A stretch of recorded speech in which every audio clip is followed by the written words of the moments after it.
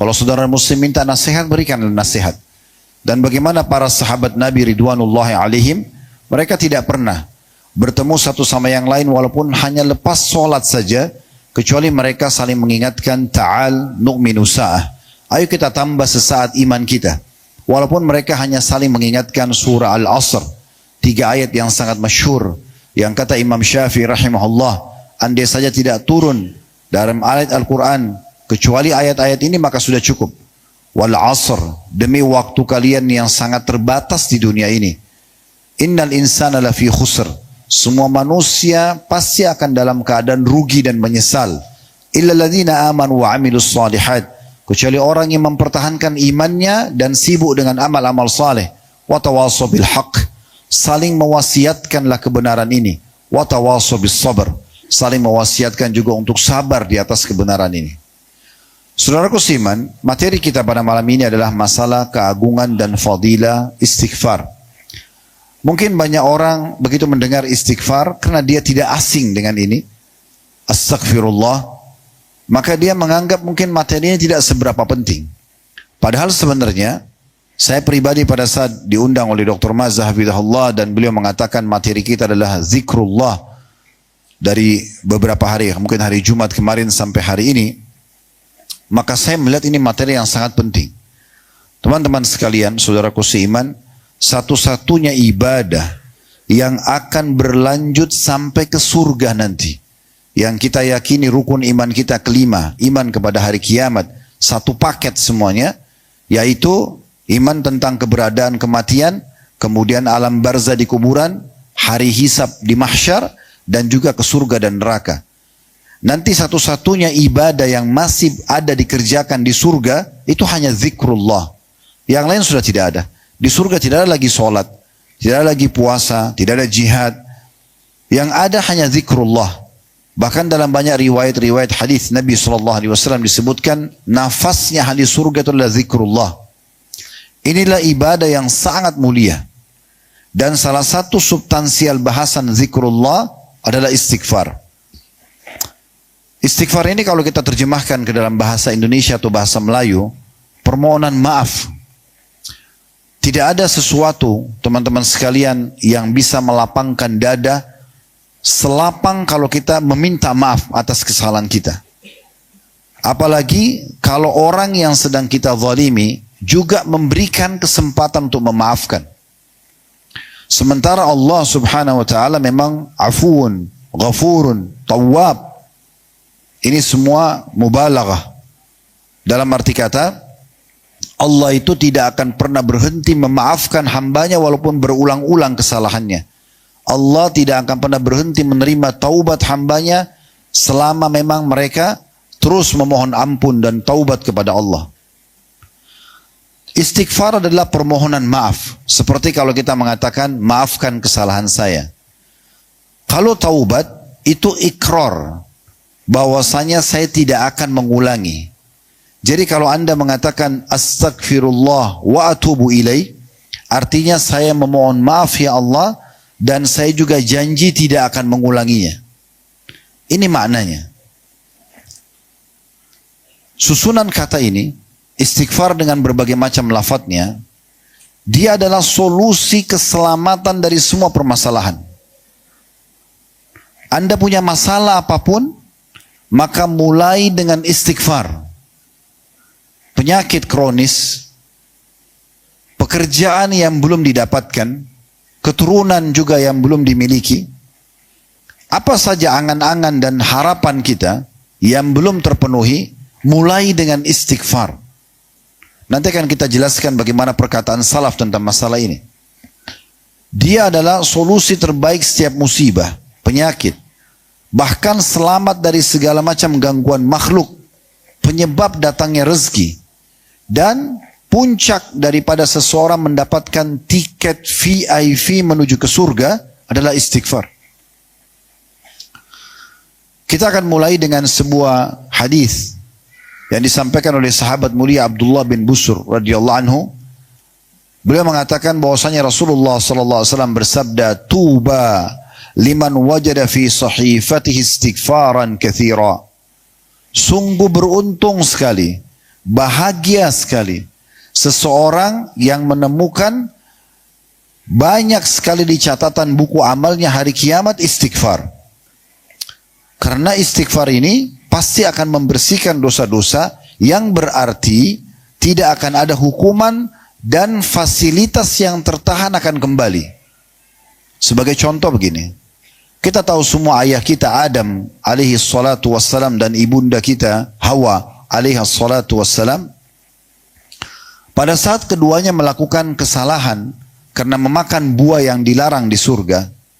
Pertanyaan sederhana, waktu Allah Azza wa Jal mengeluarkan mereka dari surga, apakah Nabi Adam dan Hawa minta dikembalikan ke surga? Jawabannya tidak.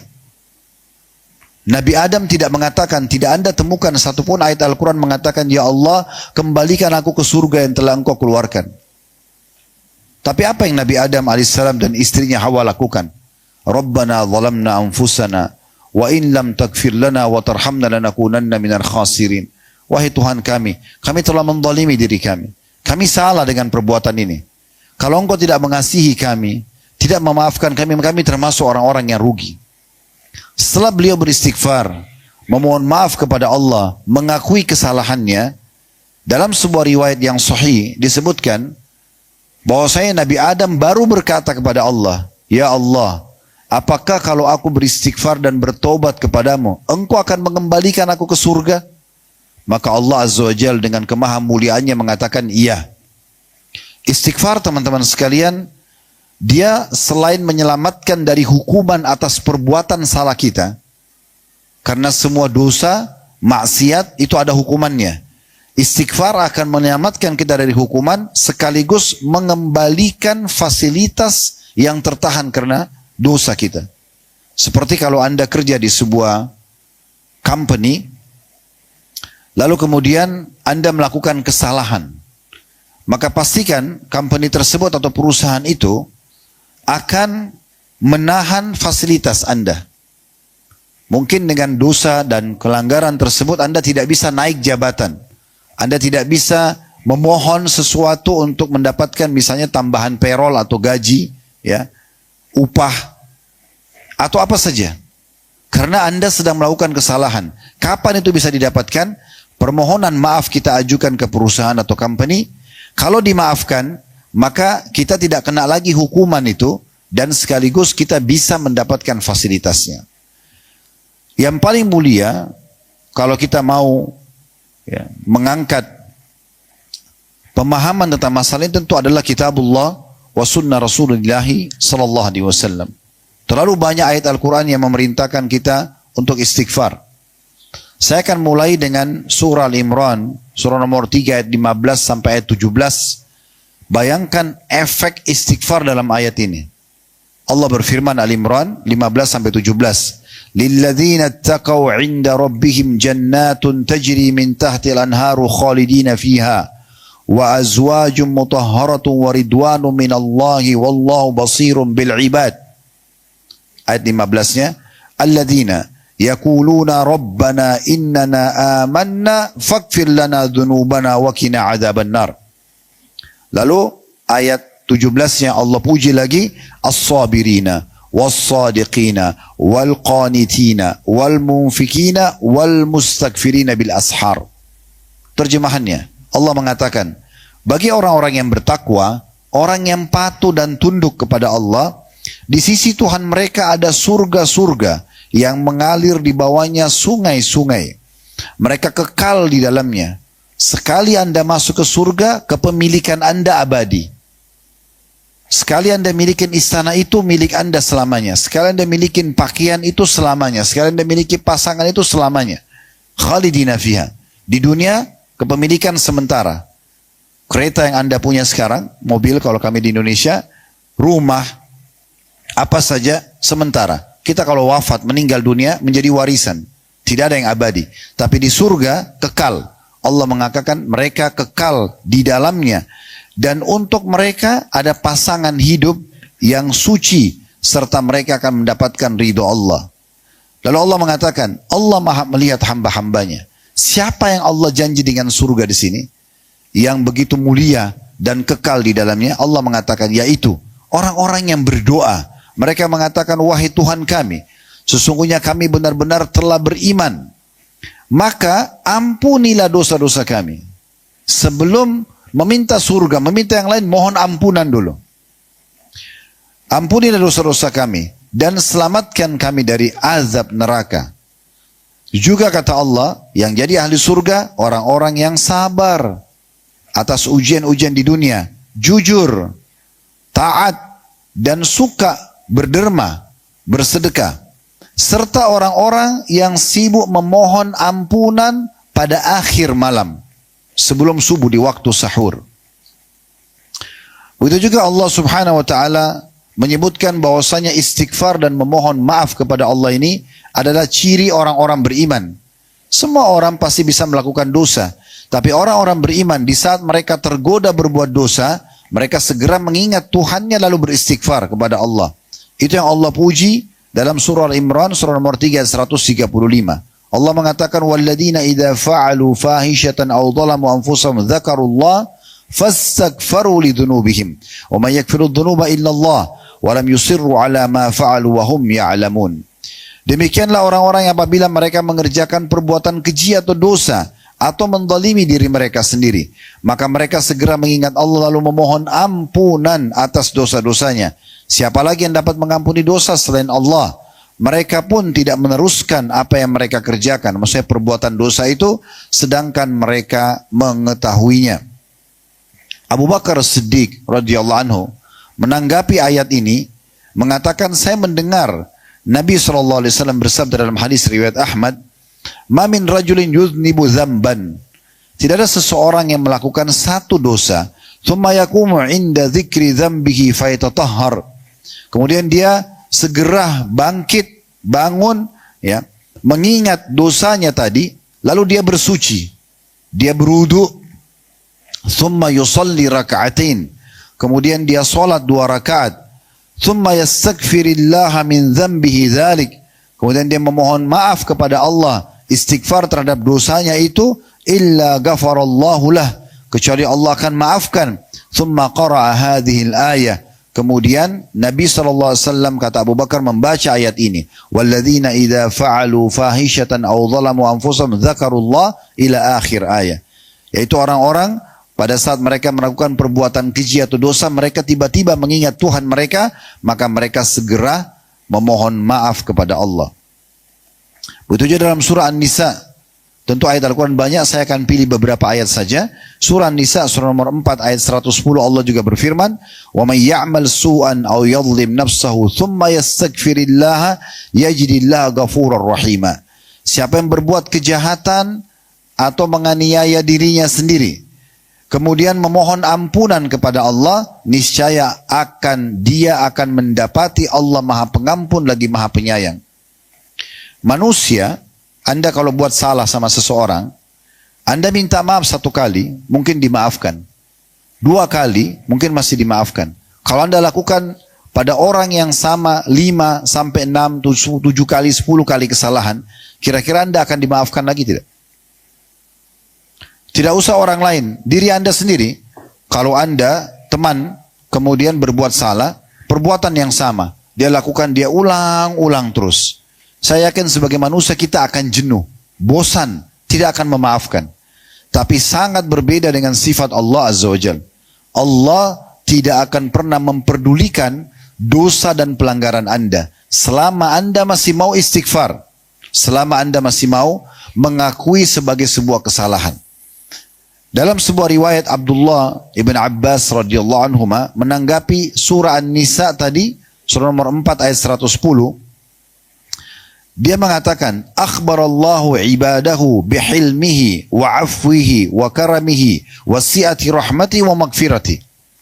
Allah telah memberitahukan hamba-hambanya tentang sifat santunnya, baik dermawan, hilm, pemaafan, kemuliaannya, serta luasnya rahmat dan pemaafan atau ampunannya. Faman adnaba dzamban saghiran kana au kabira.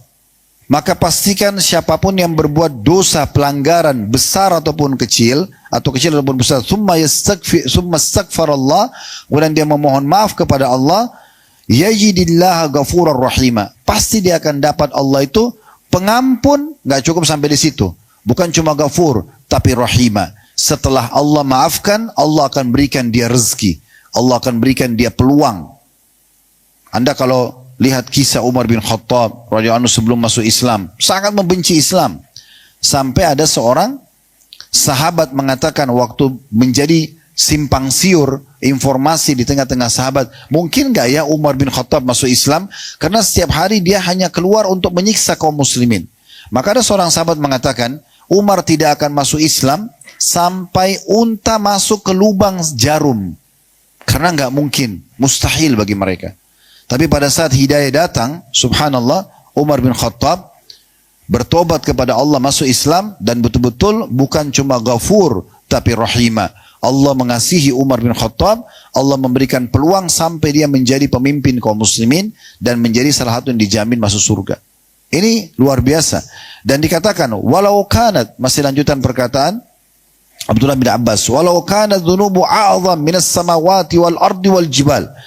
Walaupun pelaku dosa itu dosanya lebih besar daripada langit dan bumi serta gunung-gunung, tetap juga Allah subhanahu wa ta'ala akan memaafkannya. Dan sekian banyak hadis-hadis Nabi SAW yang berhubungan dengan masalah, yaitu ayat-ayat Al-Quran ya. Namun saya melihat tidak mungkin saya jelaskan semua karena ayat istighfar ini terlalu banyak ayatnya yang memotivasi kita untuk segera bertobat dan kembali kepada Allah subhanahu wa ta'ala. Kita mendengarkan coba misalnya ada, saya pilih satu ayat lagi, surah Hud, surah nomor 11 ayat 3. Allah bilang begini, wa nistaghfiru rabbakum thumma tubu ilaihi yumatti'akum mata'an hasanan ila ajalin musamma. Artinya, hendaklah kalian memohon ampun, istighfar kepada Tuhan kalian atau Rabb kalian, kemudian bertobatlah kepadanya. Ikrarkan, saya tidak akan ulangi ya Allah. Niscaya dia akan memberikan kepada kalian kenikmatan yang baik. Kita garis bawahi, mata'an hasana. Sampai waktu yang sudah ditentukan. Kata Abdullah bin Abbas radhiyallahu anhu, makna mata'an hasana, qala ar-rizqu was-sa'ah. Allah akan memberikan rezeki dan kehidupan yang lapang sekali. Perbanyak saja istighfar, rezeki akan datang. Dan siapa yang tidak ingin mendapatkan rezeki? Imam Al-Baghawi rahimahullah dalam kitab Ma'alim At-Tanzil di jilid 4 halaman 160 berkata tentang yumatti'akum mata'an hasana. Karena kita beristighfar kepada Allah, dia akan menjadikan kehidupan kalian itu nikmat ya. Beliau mengatakan yughashshikum yu'ayyishkum aishan hasanan fi khafdi wada'atin wa amnin wa sa'ah. Maknanya adalah, kata beliau, Allah akan memberikan kalian kehidupan yang baik, penuh dengan kenyamanan, ketentraman, rasa aman, dan rezeki yang sangat luas. Qala ba'duhum, lalu beliau nukil juga Al-Baghawi mengatakan, sebagian lagi ulama berkata, al-aishul hasan huwa ridha bil maisuri was-sabru ala al-maqdur. Yang dimaksud juga dengan makna mata'an hasan adalah Allah tambahkan juga, Allah buat dia ridho dengan keadaan dia, kesederhanaan yang dia miliki, dia syukuri, dan juga dia akan bersabar terhadap apa yang diujikan. Dan Imam Qurtubi rahimahullah masih mengatakan, menanggapi tafsir dari ayat tadi yang kita baca ya, mata'an hasana, surah Hud ayat 3, Imam Qurtubi mengatakan dalam tafsir Al-Jami' li Ahkam Al-Quran, jadi 9 halaman 4, beliau mengatakan hadihi samaratul istighfari wat taubah ayyumatti'akum bil manafi'i min sa'atir rizqi wa ragadil aish. Inilah berkah, buah hasil daripada istighfar dan taubat, yaitu Allah akan memberikan kepada hambanya yang sudah taubat dan istighfar tadi kenikmatan berupa keluasan rezeki dan kelapangan hidup. Rezekinya luas, terpenuhi kebutuhannya, dia pun lapang dadanya. Hidup dimanapun dia merasa tentram dan bahagia. Itu tadi dari ayat-ayat Al-Quran. Sementara dari hadis-hadis Nabi SAW, kita dengar atau tidak asing hadis Nabi SAW yang masyhur diriwayatkan oleh Tirmidzi. Dan hadis ini dari Anas radhiyallahu anhu bahwasanya Rasulullah SAW bersabda, Allah berfirman, hadis qudsi, ya ibna Adam, wahai anak Adam, innaka ma da'utani wa rajautani ghafartu laka ma kana minka wala ubali. Tolong digarisbawahi kata-kata wala ubali. Saya pun sering menjadikan ini bagian dari doa saya, karena ini maknanya dalam sekali. Perhatikan terjemahannya ya. Allah berfirman, wahai anak Adam, semuanya dipanggil oleh Allah SWT. Sesungguhnya selama engkau berdoa kepadaku dan mengharap kepadaku, aku akan mengampuni yang ada pada dirimu dan aku tidak peduli sebesar apa dosa itu. Ini makna wala ubali. Saya tidak peduli. Orang setuju, orang nggak setuju, nggak penting. Allah Azza wa Jal tidak peduli. Yang penting Allah ridho kepada kita, Allah memaafkan, tidak ada pengaruhnya dengan siapapun di muka bumi ini. Lalu dikatakan, ya bna Adam, lau balagat dhunubuka ananas sama, thumma astaghfartani, ghafartu laka. Wahai anak Adam, ketahuilah, kalau dosa-dosamu, pelanggaranmu memenuhi langit ini. Sekarang tidak ada manusia yang bisa memegang langit, karena jauh jaraknya. Tapi kalau dosa kita sepenuh itu pun, kata Allah, wahai anak Adam, kalau dosamu mencapai langit, kemudian engkau beristighfar kepadaku, aku akan maafkan. Ya bna Adam, wahai anak Adam, lau ataitani bi qurabil ardi khataya, thumma ataitani la tusyriku bi syai'an, la ataituka bi qurabiha maghfirah.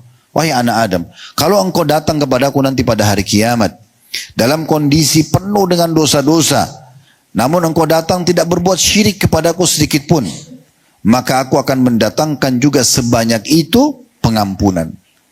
Jadi kata-kata wala ubali ini luar biasa.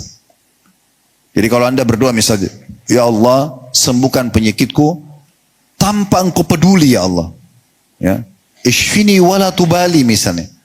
Ini maknanya dalam sekali. Ya Allah sembuhkan aku tanpa harus engkau peduli ya Allah. Maksudnya ini adalah sesuatu yang ringan, kecil buat engkau ya Allah. Maka tidak perlu aku ke dokter pun, tidak perlu aku minum obat pun, kalau engkau mau engkau bisa sembuhkan. Berikan aku rezeki, wala tubali. Berikan aku rezeki dan tidak usah peduli ya Allah. Berikan saja sebanyak mungkin. Karena Allah mengatakan, saya maafkan dosa-dosamu dan saya tidak peduli berapapun dosa itu. Begitu juga dalam sabda Nabi SAW riwayat Abu Daud, man aktsara istighfara ja'alallahu lahu min kulli diqin makhraja. Siapa yang perbanyak istighfar, lisannya selalu ngucapin, tidak pernah berhenti. Astagfirullah, astagfirullah, terus. Ya dengan berbagai macam lafadznya, bisa astagfirullah wa atubu ilaih, bisa sayyid istighfar, Allahumma anta rabbi la ilaha illa anta khalaqtani sampai akhir. Intinya dia memperbanyak, karena di sini katakan man aktsara, tidak pernah berhenti dia mengucapkannya. Maka Allah akan jadikan dari setiap kesempitan hidup kelapangan. Wa min kulli hammin faraja, dan dari setiap kesedihan ya pasti akan ada jalan keluar. Wa razaqahu min haitsu la yahtasib. Allah akan berikan dia dari tempat tidak disangka-sangka. Tentu saudaraku seiman, tolong difahami poin penting ya. Bukan berarti pada saat kita mengatakan oh Allah itu kan Maha Pengampun, lalu kita bergantung pada sifat ini saja. Kita lupakan ada sifat Allah yang lain adalah syadidul iqab. Allah itu ghafurur rahim dan syadidul iqab.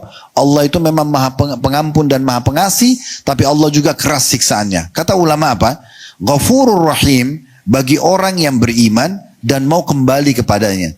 Tapi kalau ada orang menganggap remeh, nggak apa-apa saya buat dosa ini, toh juga Allah Maha Pengampun, ini nggak tepat.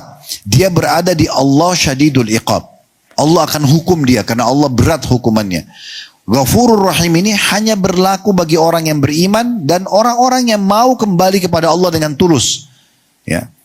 Dan tentu saja kalau anda mengatakan kalau begitu Allah Maha Pengampun Ustaz, maka saya nggak apa-apa buat dosa. Yang penting saya bertobat. Jawabannya benar.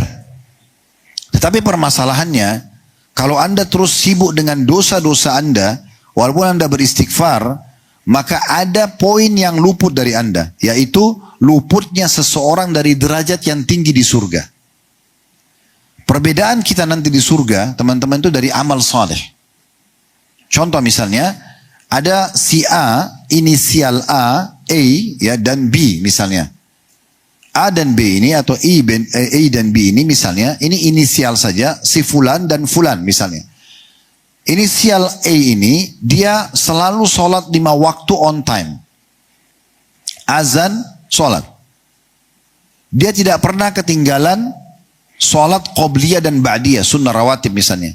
Berjalanlah 10 tahun. Si B, dia tidak pernah sholat on time. Sholatnya sudah azan 1 jam sesudahnya, 2 jam sesudahnya. Yang penting duhur belum masuk waktu asar misalnya. 10 tahun berjalan. Tidak mungkin sama derajatnya di surga. Mustahil. Pasti si A atau E ini lebih tinggi. Dan masalahnya, Anda tidak bisa perbaikin itu. Tidak bisa setelah 10 tahun Anda baru bilang, sekarang saya baru sadar, saya akan coba untuk mengerjakan seperti si A. Tetap saja dia lebih baik. Oleh karena itu amal soleh didahulukan daripada dosa. Walaupun dosa bisa dimaafkan. Tapi kita lebih mendahulukan amal soleh daripada dosa. Cuman kalau ada dosa, Allah Azza wa Jalla memudahkan kita untuk bisa kembali kepadanya. Karena kalau tanpa istighfar dan taubat Allah kasih, ini seperti tiket VIP ya. Kalau ini tidak dikasih, semua dosa kita harus dihukum dan masuk ke neraka dulu. Tidak ada taubat, tidak ada istighfar, maka tidak ada yang selamat. Siapa di antara kita yang akan selamat? Tapi karena Allah kasih ini harus kita jaga baik-baik. Ini seperti sebuah harta benda, harta yang sangat mahal, yang harus dipakai pada saat darurat. Bukan diobral. Orang Indonesia mengatakan obral, di semua boleh, nggak apa-apa lakukan, toh Allah Ghafurur Rahim. Ini keliru. Semoga bisa sampai pesannya. Kemudian juga Allah Azza wa Jalla menyebutkan bantahan terhadap iblis. Nabi SAW menyebutkan dalam hadis riwayat Ahmad, qala iblis ya Rabbi wa izzatika la abrahu agwi ibadaka ma damat arwahum fi ajsamihim. Demi kemuliaanmu ya Allah, wahai Tuhanku, aku akan terus menyesatkan hamba-hambamu dari anak Adam ini selama ruh-ruh mereka masih di jasad mereka. Selama mereka belum meninggal dunia, belum wafat, maka saya akan sesatkan mereka. Buat mereka lalai sholat, buat dosa, zina, riba, bohong, dan segala macam gitu. Apa kata Allah SWT? Faqala Allah Ta'ala wa izzati wa jalali la azalu akfir lahum mastakfaruni. Allah menjawab, dan demi kemuliaanku dan keagunganku, aku akan terus memaafkan kesalahan mereka selama mereka beristighfar kepadaku. Selama mereka beristighfar kepadaku. Hudzaifah radhiyallahu anhu, sahabat Nabi yang mulia, dalam hadis riwayat Hakim dalam kitab Mustadrak dengan sanad sahih, berkata, ya Rasulullah, saya ini adalah orang yang sangat keras pada keluarga saya. Tegas sekali pada istri, pada anak gitu ya. Dan saya khawatir lisan saya membawa saya ke neraka. Maka kata Nabi SAW, fa'aina anta min istighfar, fa'inni la astaghfirullah fil yawmi mi'ata marrah. Mana kau dari istighfar? Aku sendiri beristighfar kepada Allah sehari sampai 100 kali. Sampai merasa dadanya sesak, susah untuk berfikir, belum bisa menemukan solusi dari permasalahan hidupnya, istighfar. Itu bukan hanya kita. Rasulullah SAW, utusan Allah pun melakukan itu. Beliau mengatakan dalam sebuah hadis riwayat Muslim dari seorang sahabat yang bernama Al-Aghar bin Yasar Al-Muzani radhiyallahu anhu, beliau mengatakan Nabi SAW bersabda, innahu la yughanu ala qalbi wa inni la astaghfirullah fil yawmi mi'ata marrah. Sesungguhnya terkadang hatiku terasa tertutup, tidak tahu harus berbuat apa. Gham, kesedihan, kesusahan. Lalu kemudian aku benar-benar memohon ampun kepada Allah, istighfar. Kemudian dalam sehari sebanyak 100 kali. Maksudnya sampai Allah memberikan jalan keluar dari permasalahan tersebut. Ya. Dalam riwayat yang lain kata Nabi SAW, walladhi nafsi biyadi. Ya. Maaf. Kita langsung masuk ke, saya langkahin dulu karena melihat waktu ya. Kita masuk kepada keutamaan istighfar. Salah satu poin penting, saudaraku seiman, kalau Anda mau rajin berbuat sebuah ibadah, Anda coba cari tahu janji Allah di ibadah itu. Seingat saya 2 tahun yang lalu sempat kita sebutkan poin ini, waktu membahas masalah jihad di masjid ini juga. Teman-teman sekalian, Allah Azza wa Jalla dengan kemahamurahannya tidak memerintahkan satu jenis ibadah kecuali Allah berikan balasannya. Semua ada imbalan, ada ganjaran, ada upah. Dan tidak ada dosa kecuali Allah akan siapkan hukuman kecuali orang yang sempat taubat dan istighfar kepada Allah. Jadi kalau anda mau rajin puasa, sholat, sedekah, jihad, apalah zikir, semuanya ini haji, umrah, maka anda mencari tahu apa yang Allah janjikan di ibadah itu. Kalau bahasa judul kita kan memang keutamaan dan fadilah istighfar. Nah fadilahnya sama dengan kalau anda introspeksi diri, muhasabah, saya masih punya dosa misalnya. Anda lebih tahu dosa anda yang anda masih lakukan. Bagaimana caranya supaya saya bisa tinggalkan dan taubat kepada Allah? Anda cari tahu ancaman Allah di dosa itu. Ini biasa kalau dalam ilmu hadis disebutkan at-targhib dan at-tarhib. At-tarhib ya. At-targhib itu berarti hadis-hadis motivasi tentang masalah ibadah, dan at-tarhib adalah ancaman. Nah seperti itu kurang lebih. Nah istighfar ini banyak sekali ya yang disebutkan yang anda bisa dapatkan. Di antaranya tadi sempat kami singgung peluasan rezeki, pemberian keturunan. Ada sebuah riwayat ya dari sahabat Nabi Jabir bin Abdullah radhiyallahu anhu, "Ja'a rajulun minal ansar ila Nabi sallallahu alaihi wasallam." Datang seseorang laki-laki dari Ansar kepada Nabi sallallahu alaihi wasallam, faqal, seraya berkata, "Ya Rasulullah, ma ruziqtu waladan qat wala wulidali." Wahai Rasulullah, saya belum dikasih keturunan, belum punya anak, dan memang saya tidak punya keturunan. Setelah saya berusaha pun tidak ada. Nggak ada yang lahir. Qala fa aina anta min kathrati istighfar wa kathrati sadaqah turzaku biha. Kata Nabi SAW pada orang tersebut, mana kamu dengan memperbanyak istighfar dan sedekah yang dengannya kau akan diberikan rezeki. Qala fa kana ar-rajulu yukthiru sadaqata wa yukthiru istighfar. Maka disebutkan dalam riwayat orang ini pun melaksanakan, memperbanyak sedekah sesuai dengan kemampuan dia setiap hari dan memperbanyak istighfar dengan lisannya. Qala Jabir, fawulida lahu tis'atu dzukur. Maka saya menyaksikan sendiri orang ini dikaruniai oleh Allah 9 orang anak laki-laki. Subhanallah, Hasan Basri rahimahullah pernah belanja di pasar. Setelah belanja, dia butuh orang yang membantu untuk memikul barang. Ditemukanlah seorang hamal pemikul barang, lalu negosiasi tentang masalah upah. Sambil jalan menuju ke rumah Hasan Basri, orang ini mengucapkan astaghfirullah walhamdulillah, astaghfirullah walhamdulillah. Ya. Dia istighfar, dia bersyukur. Sampai tiba di rumah Hasan Basri. Begitu tiba, Hasan Basri pun memberikan upah lalu berkata kepada dia, apakah kamu tidak tahu zikir lain kecuali ini? Istighfar dan alhamdulillah. Maka apa kata orang tersebut? Wahai imam. Imam itu kayak kita guru ya, tuan guru misalnya. Saya ini alhamdulillah menghafal sepertiga Al-Quran. Semua macam ragam daripada zikir saya tahu.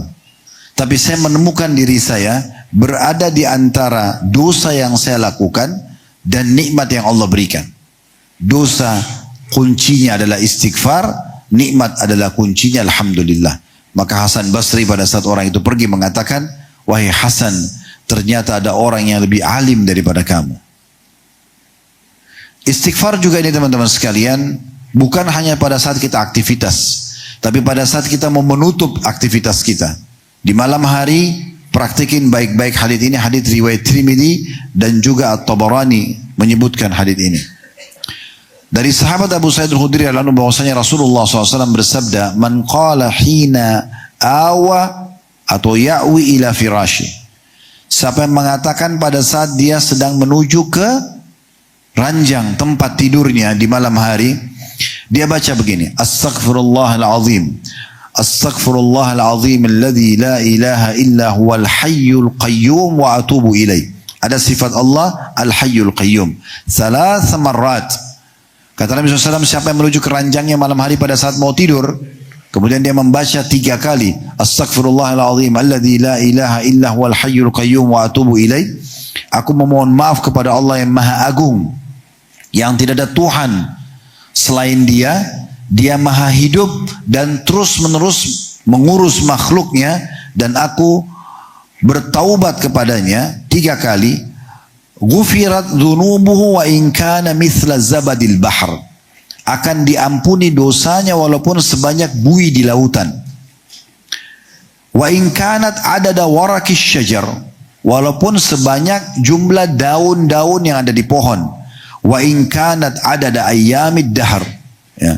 Atau dunia, maaf. Wa in kanat adada ayyamid dunia. Walaupun dosanya sejumlah hari-hari dunia.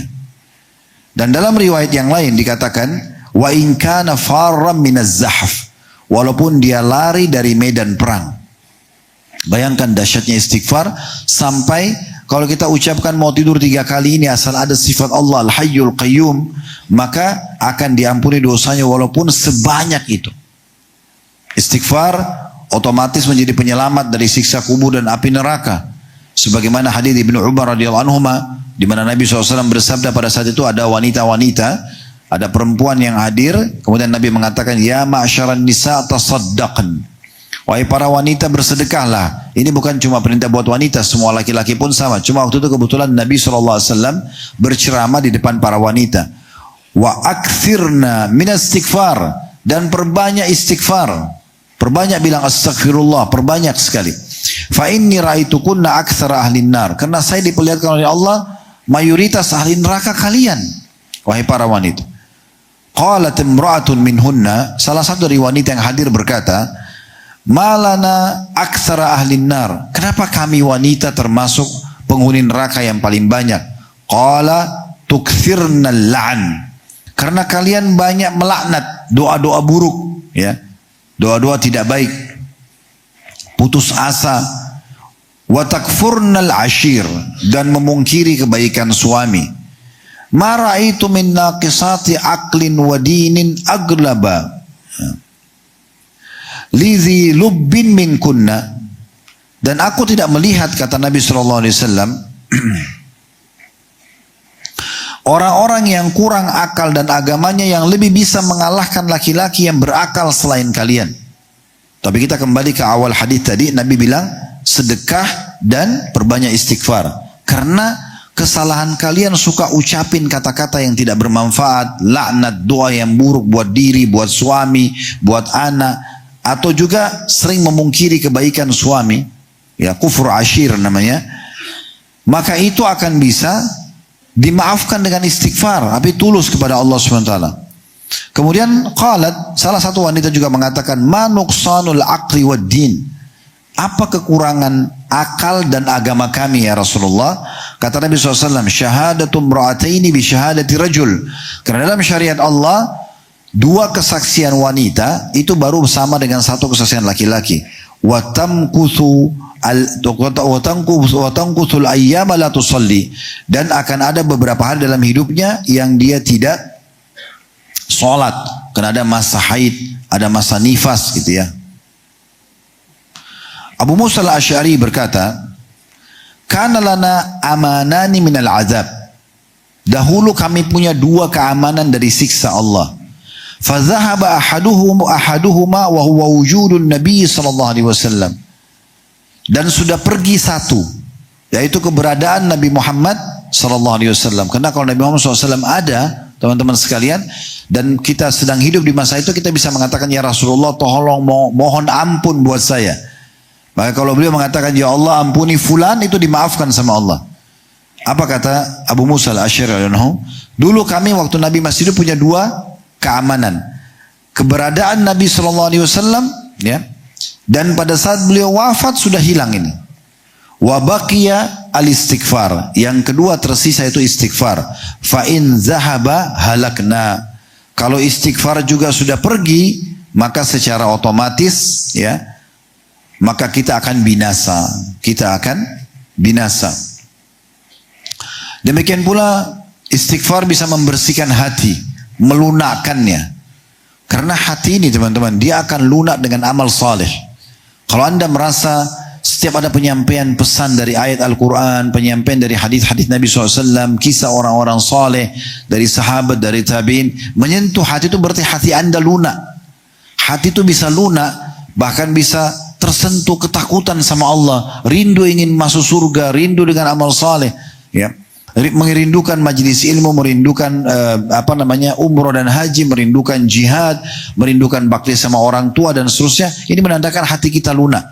Tapi hati kalau keras, tidak ada dorongan untuk beribadah. Biasanya disebabkan karena dosa. Nah, yang bisa mengalihkan hati yang sudah keras, walaupun sudah seperti batu keras, karena dosa demi dosa yang dia lakukan, maka istighfar bisa mengubahnya. Itu yang disebutkan dalam hadis Abu Hurairah radhiyallahu anhu, dari hadis riwayat Tirmidzi, Ibnu Majah dan Ahmad. Kata Nabi SAW, innal mu'mina idza adnaba kanat nuqtatun sauda'u fi qalbihi. Fa in taba wastaghfara suqila qalbuhu. Sungguhnya seorang mukmin itu, kalau dia melakukan satu dosa, maka akan diteteskan titik hitam dalam hatinya. Fa in taba, kalau dia bertaubat, ya, maka akan bersih, diangkat, ya, kotoran tersebut dari hatinya, diangkat kotoran tersebut dari hatinya. Kemudian dikatakan wa in zadat hatta ta'lu wa qalbu fadzalikumur rana alladzi dzakarallahu ta'ala kalla barrana ala kulli ma kanu yaksibun.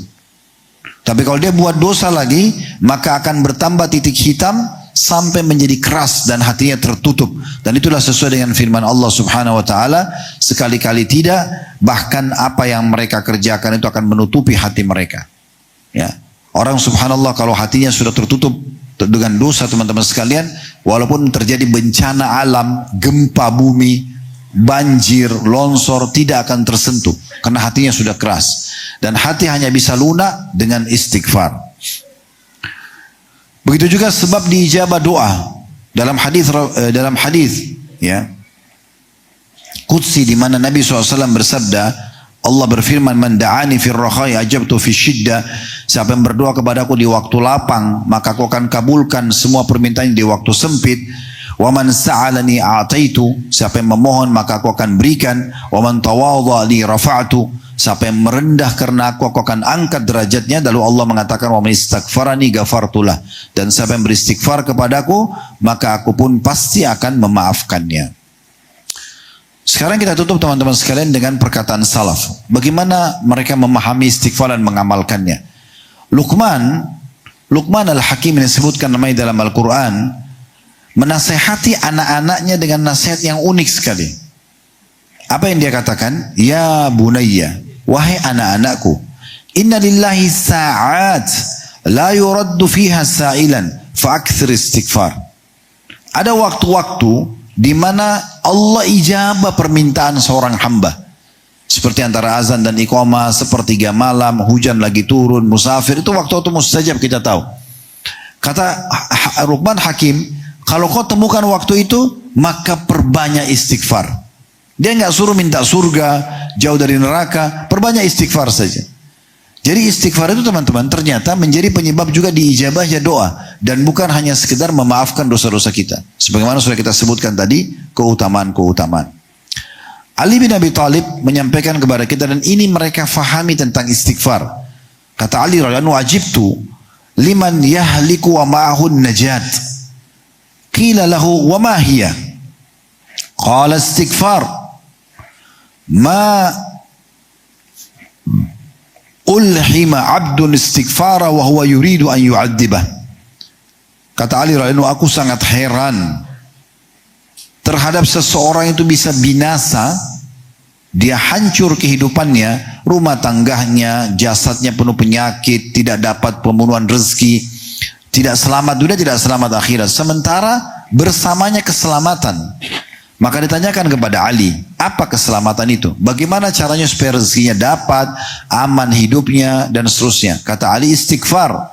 Lalu kata Ali, karena Allah tidak mengilhamkan istighfar pada hati seorang hamba, dia mau lakukan, sementara Allah ingin menghukumnya. Sementara Allah ingin menghukumnya, betul-betul Allah akan selamatkan dia.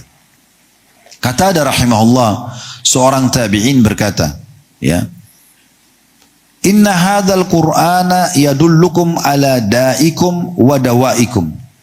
Al-Quran ini sebenarnya menunjukkan penyakit kalian, sumber masalah kalian semuanya. Al-Quran sudah sampaikan. Masalah apapun ini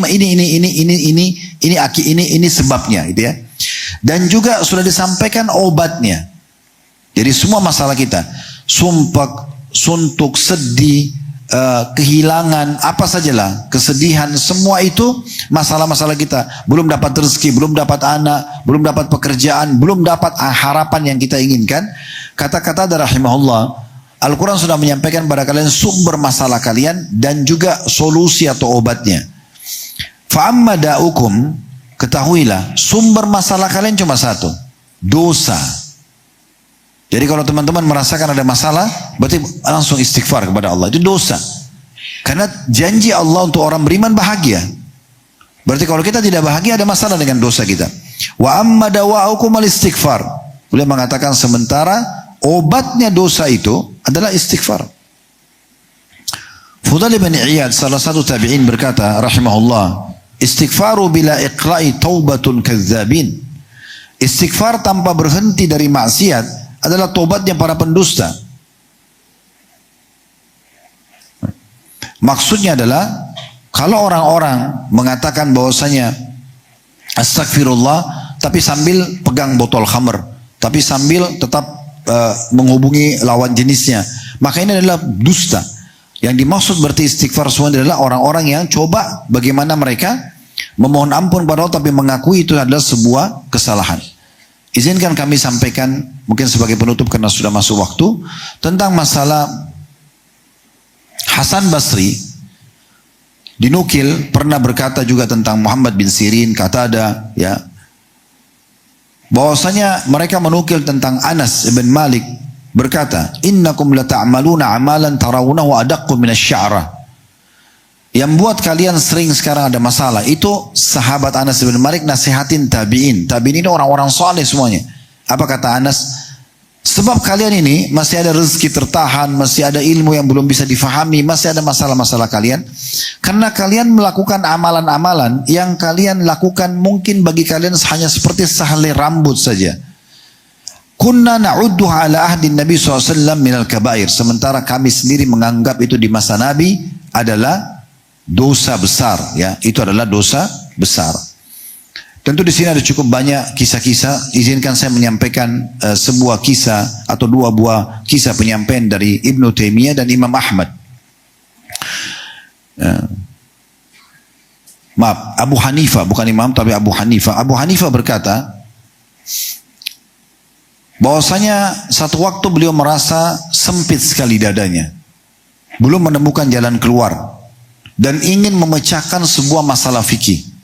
Beliau coba cari dalilnya, beliau coba baca buku ini, beliau coba bertanya pada orang itu, belum menemukan sama sekali. Dan beliau mengatakan, sungguh yang menahan aku memahami ini karena dosaku. Lalu beliau pun duduk lalu beristighfar kepada Allah Subhanahu wa taala. Dan beliau setelah istighfar dan merasa puas dengan istighfarnya, tidak disebutkan berapa kali, beliau lalu mengerjakan sholat.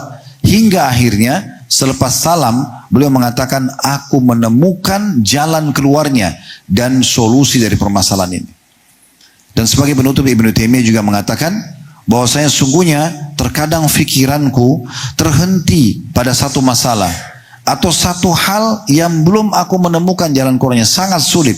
Maka aku pun memperbanyak istighfar kepada Allah sebanyak 1000 kali. Kalau di sini Ibnu Taimiyah sebutkan jumlahnya, atau lebih, ataupun kadang-kadang kurang, hingga dadaku menjadi lapang dan semua permasalahanku terpecahkan. Ya. Fadhal, mana tadi? Udah masuk waktu? Ya. Jadi kalau kita simpulkan teman-teman sekalian, karena waktu sampai Isya, dan insya Allah sebentar setelah penutupan kita ada lagi bahasan lanjutan tentang masalah kedudukan zikrullah, akan kita coba jelaskan lagi nanti di selepas sholat Isya dan selepas acara dengan Raja, insya Allah. Maka saya memberikan kesimpulan sekarang tentang masalah istighfar, teman-teman sekalian, jangan cuma sekedar mengucapkan Itu poin pertama, tapi ucapkanlah dari hati dan tinggalkan dosa-dosa. Yang kedua, dahulukan istighfar dari semua apapun, sehingga kita selalu merasa diri kita bersalah sama Allah, dan itu adalah solusi yang terbaik untuk mendapatkan semua jalan keluar dari permasalahan-permasalahan kita. Allahu a'lam.